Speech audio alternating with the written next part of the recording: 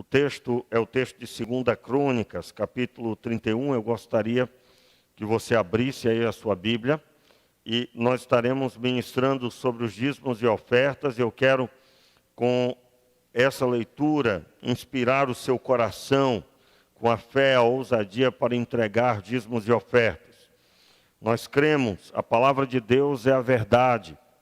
E, na semelhança do que aconteceu com o povo de Israel, no episódio aí da passagem bíblica, que está em 2 Crônicas, capítulo 31, o templo foi restaurado, foi consertado, o rei Ezequias despertou para buscar a presença do Senhor e ele convocou o povo para obedecer a Deus. E no versículo 3 do capítulo 31 de 2 Crônicas diz assim: o rei contribuiu do seu próprio tesouro para os holocaustos da manhã e da tarde e para o holocausto dos sábados, para as luas novas e para as festividades, como está escrito na lei do Senhor. Além disso, ordenou ao povo, repita comigo, além disso, ordenou ao povo de Jerusalém que desse a parte dos sacerdotes e dos levitas, para que pudessem dedicar-se à lei do Senhor. Logo que essa ordem foi promulgada, repita, logo que esta ordem foi promulgada, os filhos de Israel trouxeram em abundância das primícias de trigo, mosto, azeite, mel e todo o produto do campo. Trouxeram também em abundância o dízimo de tudo. Os filhos de Israel e de Judá, que habitavam nas cidades de Judá, também trouxeram o dízimo das vacas, das ovelhas e das coisas consagradas ao Senhor, seu Deus, e fizeram muitos montões. Aí o texto segue explicando ainda mais, mas eu quero me ater a estes versículos.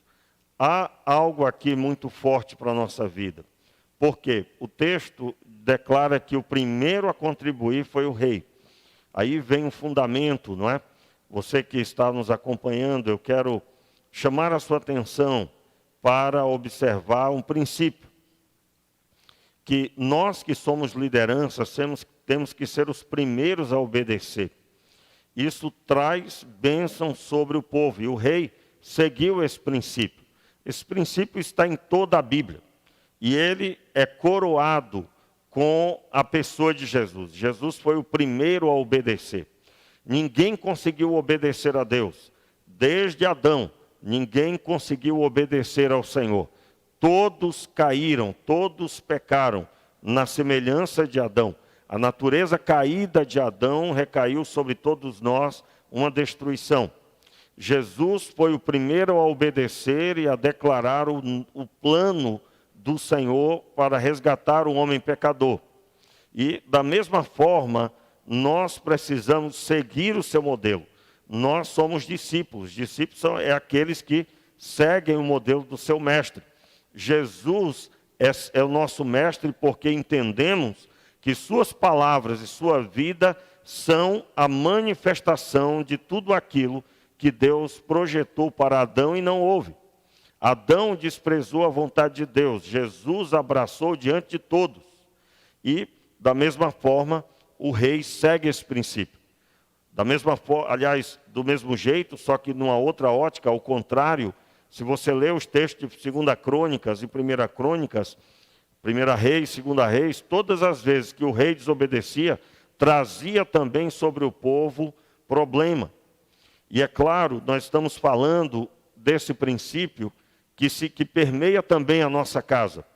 Nós estamos exatamente nesse tempo convocando as famílias para se apresentar diante de Deus, prestando culto ao Senhor, sabendo que o pai de família, a esposa, com esse propósito, traz bênção sobre a casa. Eu espero que você que está aí na sua casa, que está acompanhando também, porque ficará gravado, nós esperamos em Deus que você esteja com essa visão, investindo na sua família. Investindo como na sua família? Basta você trazer a palavra de Deus para o centro. Isso é um investimento na família. E a própria palavra de Deus, ela tratará de abençoar os familiares. Tudo que nós devemos fazer é colocar Deus no centro, colocar a palavra de Deus em evidência. E o que aconteceu aqui nesse texto foi que o rei começou a obedecer. Ele foi o primeiro a prover a condição para os sacrifícios iniciais. E ele convoca o povo para ajudar no sustento daqueles que se dedicariam totalmente à obra do Senhor. Que no caso aqui eu gostaria que você relesse comigo o versículo 4. Além disso, ordenou ao povo de Jerusalém que desse a parte dos sacerdotes e dos levitas para que pudessem dedicar-se à lei do Senhor. Duas coisas eles faziam como carro-chefe. Os sacerdotes deveriam estudar a lei todos os dias visando aprofundamento. E eles deveriam também ensinar o povo. Os sacerdotes, aí sim, na prática, no efeito de ter estudado e ensinar o povo, eles também sacrificariam ao Senhor e estariam dedicando suas vidas à prática da fé, de acordo com a orientação da lei. Eu quero chamar a sua atenção aqui para alguns princípios importantes. Nós precisamos ter ampla visão. O que é a ampla visão? A nossa vida deve girar em torno daquilo que é principal. O que é que o povo estava dizendo aqui? Nós cremos que a evidência maior na nossa vida deve ser obedecer, mas obedecer apontando para um propósito, a palavra do Senhor. Se não houvesse sustento para os sacerdotes, se não houvesse sustento para os levitas, o templo ficaria abandonado, porque eles precisariam ir cuidar de suas famílias e para isso precisariam trabalhar normalmente. E então deixariam a palavra e o ensino e automaticamente a prática do que a palavra traria, e assim não se poderia dizer que a evidência no meio do povo é o templo, é a palavra de Deus. É claro, eu preciso aplicar para o nosso tempo. O templo hoje em dia somos nós. E da mesma forma você deve aplicar em evidência, colocar em evidência o carro-chefe na sua vida. O que é o carro-chefe? Que está na linha de frente, é o que puxa tudo que vem depois. É o Senhor e a sua palavra na sua vida. E da mesma forma nós temos a organização, a instituição, igreja local, que também tem um pastor local e tem toda uma estrutura montada para dar suporte e fazer a palavra de Deus chegar até a sua casa e agora através das transmissões. Nós entendemos que essa deve ser a visão que deve haver no coração do povo. Entenda, você não deve trazer na semelhança do que o rei fez. O rei promulgou a lei e o povo obedeceu. Mas eles obedeceram porque também concordavam que a evidência a ser declarada no meio do povo era todo o apoio à palavra de Deus e o seu ensino, o trabalho a partir da organização do templo. Da mesma forma, hoje, nós nos organizamos como templo, aqui instituição, para organizados como povo de Deus, proclamar a lei do Senhor, e aí eu estou parafraseando com os termos bíblicos. Eu quero também chamar a sua atenção que para esse feito, eles não fizeram com que houvesse escassez. O dízimo naquele período era completamente diferente do que nós estamos lidando hoje. Por exemplo, o dízimo das ovelhas. Em sua maioria, o dízimo era uma vez por ano, se fosse da lã, pois a lã era colhida, era feita a sua colheita, vamos dizer assim, né? Cortada a lã das ovelhas, uma vez por ano. Então nós estamos falando de uma vez só que a pessoa trazia o dízimo. As colheitas, de uma forma geral, no máximo 2 vezes por ano, haveria a entrega do dízimo. Uma linguagem completamente diferente do nosso cotidiano.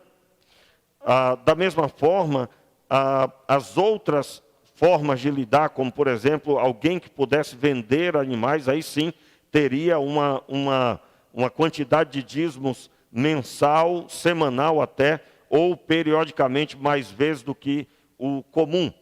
Mas a ênfase aqui é que o povo não determinou que deveria parar de trazer o dízimo. Eles trouxeram e fizeram montões. Por que montões? Porque havia grãos, havia animais vivos, havia uma série de coisas. E imagine milhares de pessoas trazendo. Um princípio, irmãos, que o apóstolo Paulo, ele destaca muito claramente. A ênfase não deve estar naquilo que eu estou trazendo, seja na quantidade que seja, mas sim no propósito do meu coração. Ele destaca lá que não se deve contribuir por necessidade, não se deve contribuir com tristeza, mas sim conforme se propôs no coração e com alegria. Qual é a ênfase de quem entrega o dízimo? Quem entrega o dízimo, entrega para cumprir um agradecimento por tudo que o Senhor o abençoou. Quem entrega o dízimo, entrega porque acredita que a palavra de Deus deve ser posta em evidência. Os dízimos e as ofertas que são dedicadas em uma igreja, e aqui também, é claro, ela vai auxiliar o missionário, vai auxiliar o funcionamento da igreja de uma forma geral, e eu não tenho absolutamente nenhum receio de falar deste assunto. Como assim, pastor? Irmãos, preste bem atenção qual é a visão que nós temos hoje. Nós temos uma visão de miséria instalada em muitos lugares. Em nome de Jesus, que não seja aqui. Amém, queridos? Como assim uma visão de miséria? Se essa imagem fosse vista hoje, as pessoas trazendo e amontoando de tão grande quantidade, eu digo a você que aconteceria algo semelhante ao que aconteceu com Judas, quando aquela mulher quebrou o vaso de alabastro sobre a cabeça de Jesus. Ela disse que desperdício era aquele que estava acontecendo. Alguém certamente no nosso tempo diria, não é preciso tanto, não é preciso trazer tantas coisas. Veja o amontoado que está. Certamente o templo não precisa de tudo isso. Veja como a visão é inadequada. A visão de medir o quanto o templo precisa. E como eu disse, o apóstolo Paulo, em 2 Coríntios, ele destaca esse mesmo princípio que os cristãos de Corinto tomassem cuidado.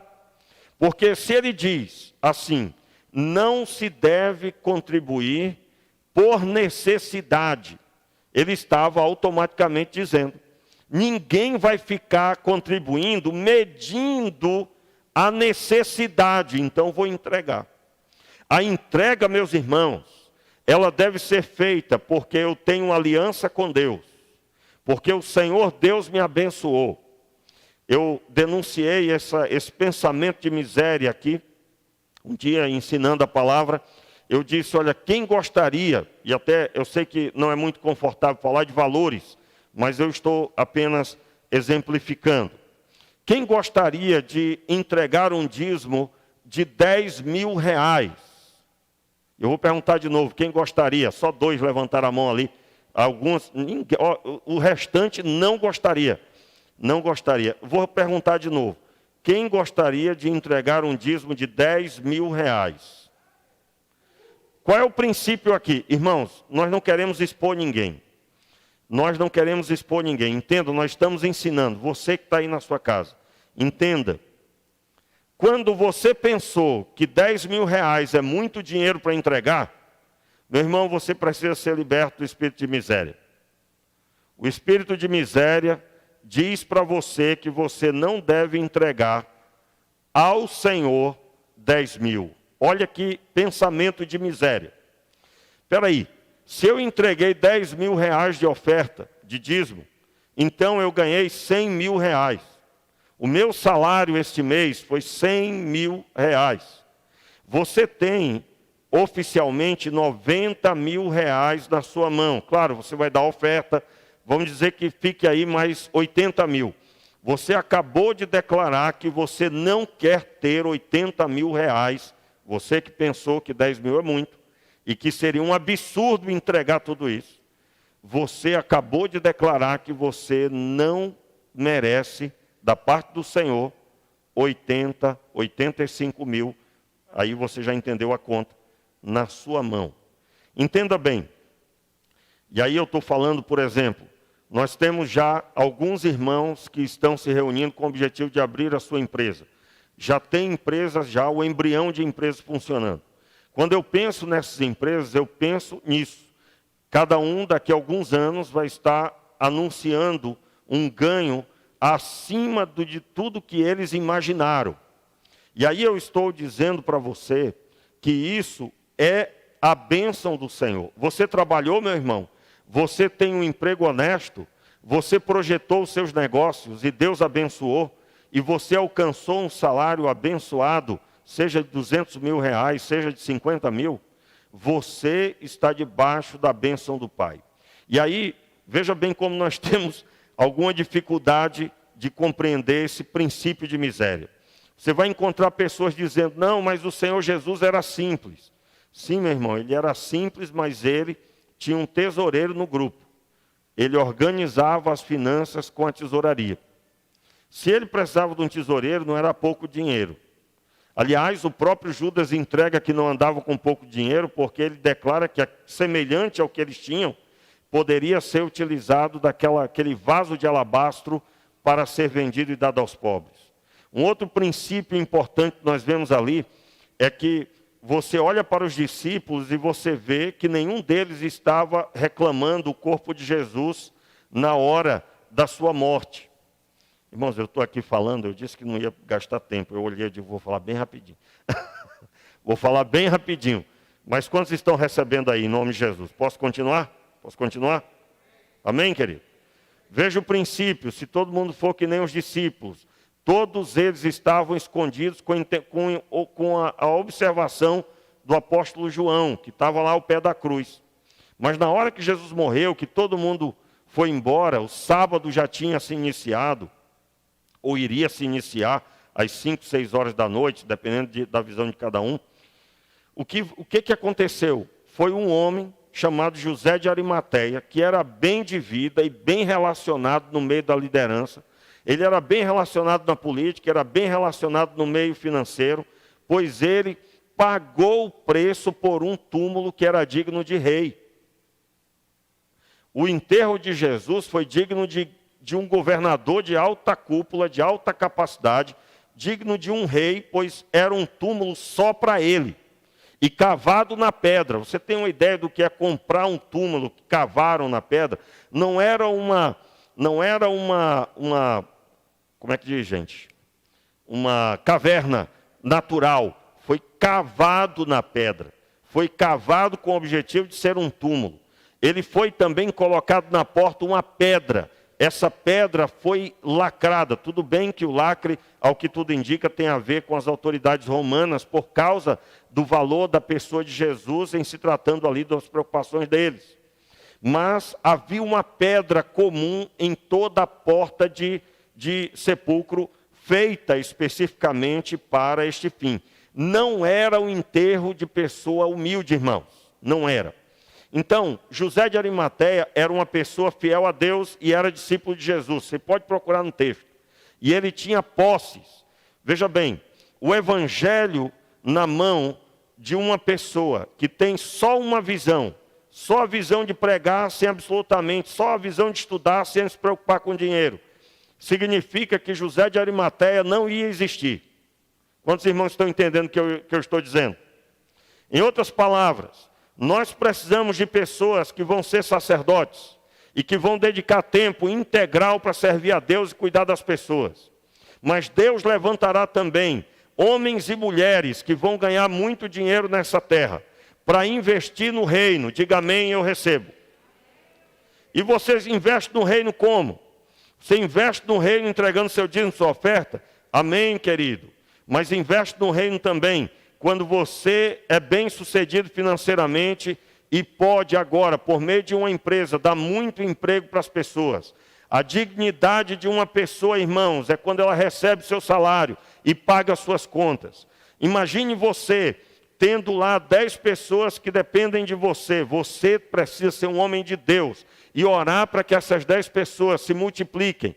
Hoje é 10, amanhã é 20, amanhã é 50. E assim sucessivamente. Quando nós pensamos em abençoar o reino, a pobreza de conhecimento nossa, irmãos, é que durante muito tempo nós imaginávamos um evangelho simples, onde as pessoas têm muito pouco para dar, onde as pessoas têm muito pouco para entregar. Ora, se elas têm muito, é porque elas têm trabalhado e buscado a Deus genuinamente. E porque elas têm muito, entregam também conforme recebem da parte de Deus. Eu quero, nessa noite, declarar sobre a sua vida. Se essa palavra mexeu com você, tem algo aí que Deus quer mudar na sua vida. Como que você pode ajudar nessa mudança? Leia livros sobre finanças. Aprenda sobre o que a Bíblia diz sobre o dinheiro. Quero recomendar para você que você se aprofunde. Se você não gostou dessa palavra, se você ficou incomodado, até com vergonha pelo que foi dito, você precisa de libertação da palavra de Deus, precisa ser transformado, liberto de todo espírito de miséria. Irmãos, o entendimento aqui desse texto é que Deus abençoou sobremaneira o povo de Israel, e quando eles trouxeram os dízimos, amontoaram e fizeram montões. Eu quero reler aí o versículo 6, por gentileza. Hoje eu quebrei aqui todo o protocolo. Vamos lá. Os filhos de Israel, de Judá, que habitavam na cidade de Judá, também trouxeram o dízimo das vacas, das ovelhas e das coisas consagradas ao Senhor Deus, e fizeram muitos, repita bem forte para você mesmo ouvir, montões, muitos montões. Meu irmão, pare de olhar para os montões e visualize que para trazer montões, lá na colheita deles era muito abençoado. Era muito abençoado.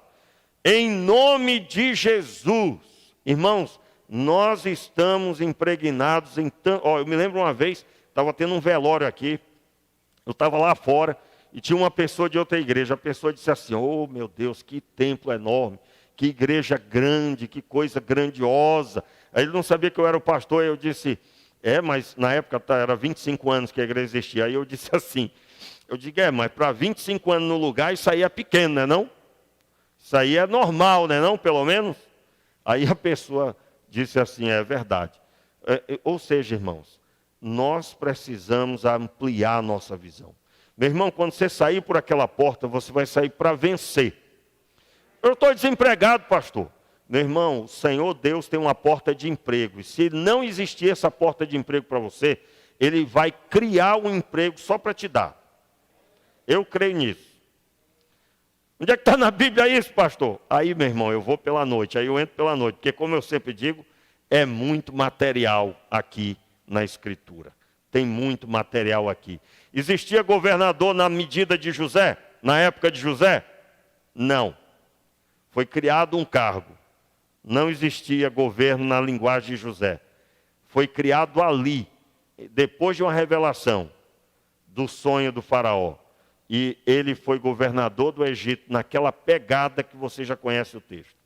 Eu quero declarar sobre a sua vida, que esse momento agora não é para você trazer e amontoar, mas é para você observar que se você está trazendo e amontoando, ou seja, não é para você trazer e pôr os olhos em cima do amontoado, mas é para você agradecer a Deus, porque se você está trazendo muito, é porque Deus tem te abençoado grandiosamente. Se hoje você não tem para contribuir, para entregar, você tem que declarar no seu coração: eu vou trazer ao Senhor grande bênção para a glória dEle, porque Ele vai abençoar você no campo, vai abençoar você na cidade. Você recebe, irmão? Você recebe? Vai abençoar você no campo, vai abençoar você na cidade, no seu trabalho, aonde você for. Você vai ser bem visto pelo seu patrão, você vai ser o melhor que tem lá, com humildade, com respeito, sem pisar em ninguém. Nós não precisamos disso. Nenhum servo de Deus deve fazer isso, senão não é servo, mas sim sendo obediente ao Altíssimo. Fique de pé e eu quero orar sobre a sua vida, por você, em nome de Jesus. Pai, eu quero te agradecer pela tua palavra.